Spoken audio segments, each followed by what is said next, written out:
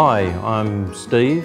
I've been employed for 32 odd years straight, and for the first time in my life in February this year I was made unemployed.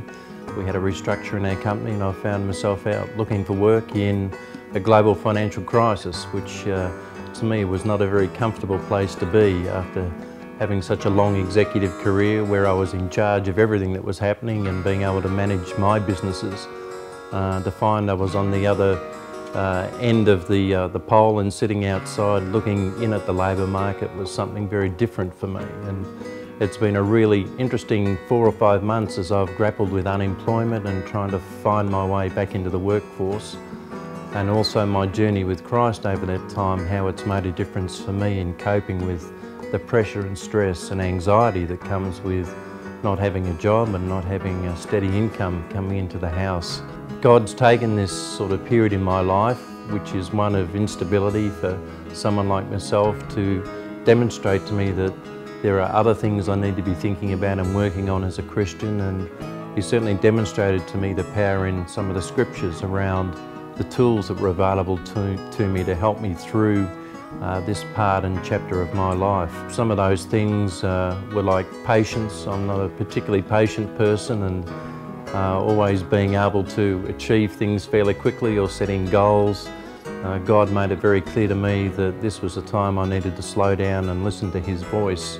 The other thing He did during this time too, when I reflect on it, which was powerful for me, was I've always been sort of action-oriented. I've always wanted to set a goal and an objective and get on with it, which is what all modern-day literature teaches us we need to be an effective person. And from my perspective, God was saying, no, it's not about all action orientation. Sure, you have to have faith and put that faith into action and believe in Him, but also there is a time not to have action and to sit and rest and to listen to His voice. And during this period of the last 3 or 4 months, I've been able to do both things. I've been able to put my faith to the test, and through the actions of looking for employment and listening to His still small voice, be able to follow through job leads that resulted in a positive outcome for me, which has been fantastic. And on the other side, I've had certain times over the last 3 or 4 months where I've had to sit still and actually listen to His voice as He's tried to speak to me, both through His word, through the actions of others, and through a lot of people that have been very helpful in the whole process. Christians and non-Christians alike, and I think that's the thing that's been interesting for me, is that God uses also non-Christians sometimes to get a message through to us or to help us and get us to where we need to be. So it's been a really interesting journey from that perspective.